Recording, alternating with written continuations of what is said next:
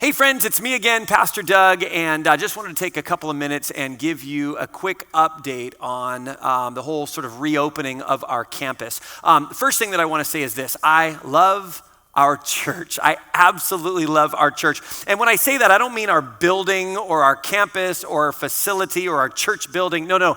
I love you. I love our people. I love the people that make up Ventura Missionary Church. I love our children. I love our students. I love our families and the men and women that make up this church. I love our beautiful seniors. And I can't wait to be able to gather back together on campus to be able to worship together and learn together. And so I'm looking forward to that as much as anyone. And because I love our children and our students and our families and our seniors, we are trying to be really wise as we prepare to reopen our campus.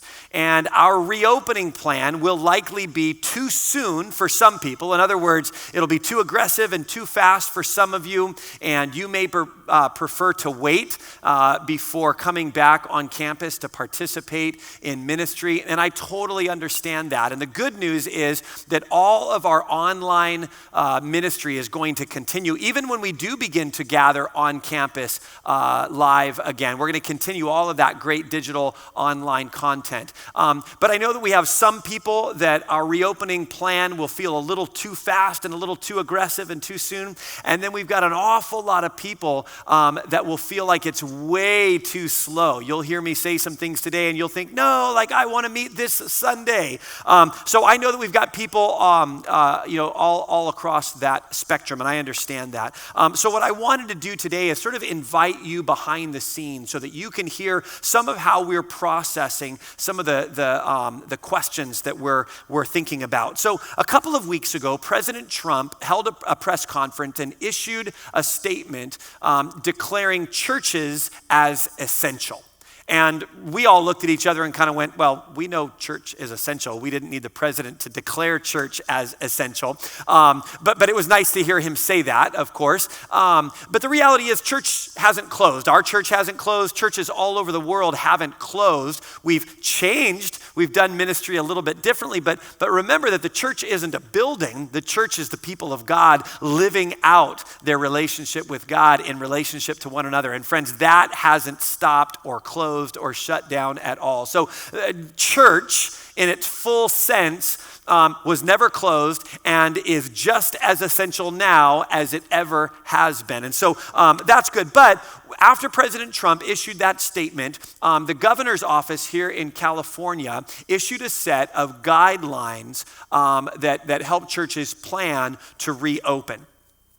We immediately, along with everybody else, downloaded that guide and read through every word of that guide and began to talk about the implications on our planning and on our preparation. And so the challenge for us is that out of a concern for increased risk when people gather in large groups, these guidelines for churches are actually pretty restrictive, especially for large churches like ours. Let me give you a few examples.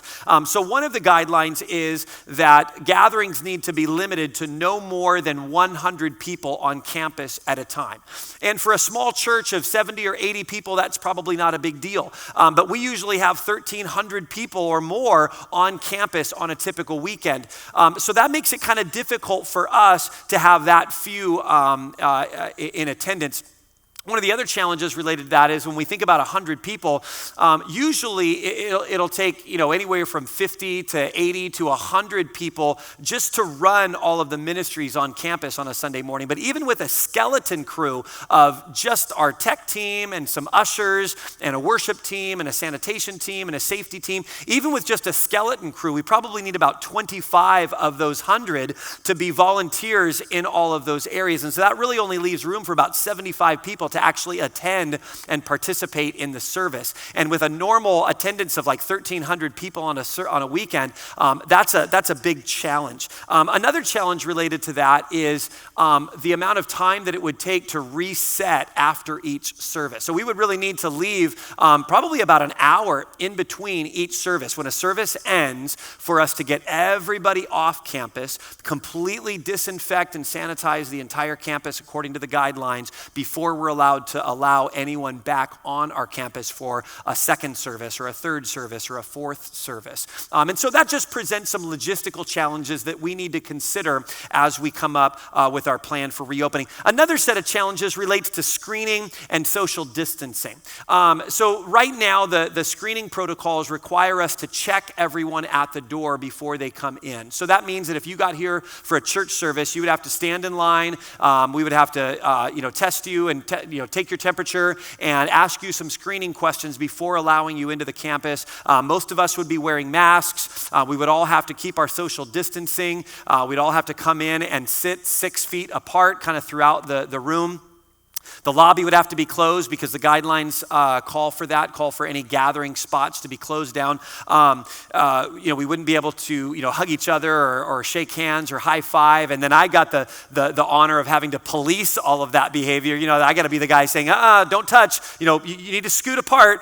Leave room for the Holy Spirit. I feel like a chaperone at a middle school dance, right? And so that creates some challenges that we need to navigate our way through. Another challenge is our families with young children. We just recognize we have a phenomenal ministry for families and for children here at Ventura Missionary Church. Our kids' ministries are awesome. Our ministry to our babies and our toddlers and our preschoolers and our elementary school kids. And right now, under the current guidelines, we're not allowed to do any children's programming. And so we gotta shut down all the children's programming for right now, which makes it really difficult for our kids. It also makes it really difficult for our families. If you've ever brought 2 or 3 young children to church and tried to keep them quiet during a church service, it's just not always a great experience. And so we want to recognize that that's a logistical challenge that we need to navigate our way through. And one more example of one of the challenges is related to our seniors. We have some beautiful seniors here at Ventura Missionary Church that I love dearly. And, according to the information that we have right now, our senior population is at higher risk. And the last thing I want to do is make a decision that puts some of our seniors in our church community at a higher risk. I have a biblical mandate and responsibility to protect, our most vulnerable. And so I want to make sure that we're making wise decisions as it relates to some of our seniors who might be at higher risk. So those are just some of the concerns and challenges that we're navigating as we develop a plan to reopen. And it's one of the reasons that we're waiting to reopen our campus and moving maybe a little bit more slowly than some of the other churches in our community. But here's some good news. Let me give you some good news, and then I'll answer the big question of when. So here's some good news. So our staff is back on campus starting this week, and that's fantastic news. Our staff has been working really, really diligently and hard from home for the last few months. And so our staff is looking forward to being back on campus, being able to work in their offices. We'll be maintaining social distancing and keeping all the appropriate protocols for that. But our staff is excited to be on campus. And that's one little baby step in the right direction. A couple of other things. Our leadership teams are going to start meeting on campus. And so it'll be the first time in almost 3 months that some of our leadership teams have been able to meet in person. So that's another step in the right direction. We held some school activities last week. In fact, last week on Friday, our school here on our campus held a small chalk festival that they do every year. And it's just a few of our students, our middle school students, who made some chalk art on the ground. They all kept their distance and everyone was kept safe. But again, it was a good step in the right direction. We have a graduation drive-in event here on our campus today for our graduating seniors. So these are all incremental moves in the right direction. Our cleaning supplies and our hand sanitizing stations have all arrived. It was really hard to get that stuff because everybody is ordering it, but we got all our supplies, and so we are preparing for a reopening, making sure that we have all the supplies that we need. And then one other little piece of good news is I've been meeting every week with a group of pastors locally here in Ventura. I've been meeting with them every week, and one of those pastors, his church actually reopened for live in-person weekend services just last Sunday on May 31st. And here's the good news. It was a success. It went great. The congregation was excited to be back.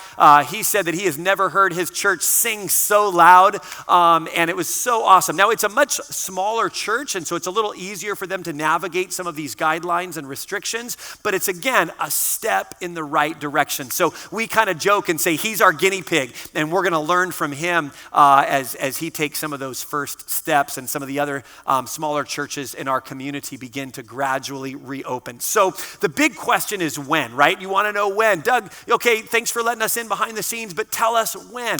And here's the reality. I can't tell you when. I can't give you a definitive date. I can't predict the future. The guidelines that are in place right now are in place for 21 days, and we expect that then there's going to be a new set of guidelines that hopefully will gradually lessen the restrictions. And so we're watching all of that and paying really close attention. We're evaluating lots of different options and opportunities on our campus. But I can't tell you when, but my hope is that we will be able to reopen our campus for live, in-person Sunday morning services, possibly as early as late summer or early fall. And I know for some of us, that's like, what? That's so far in the distance. And I know, I'm feeling that myself. But again, we're going to be watching these guidelines. We're going to progress wisely. We're going to be thinking about our families and our guests, and our seniors, and we're going to try to take wise steps to be prepared every step of the way. Another little bit of good news is that some of our smaller groups and some of our other ministry groups will probably be meeting on our campus sooner than that, and so there will be a gradual reopening with a culmination of some weekend services, like I said, hopefully by late summer, early fall. So that's the update that I wanted to share with you today. It's not a super polished update. I know it's a little long, but again, I wanted to invite you in so that you knew a little bit more of kind of what was going on behind the scenes. So with that, let me just remind you, I love you. I am praying for you, and I can't wait to see you in person. And have a great day, and we'll see you soon.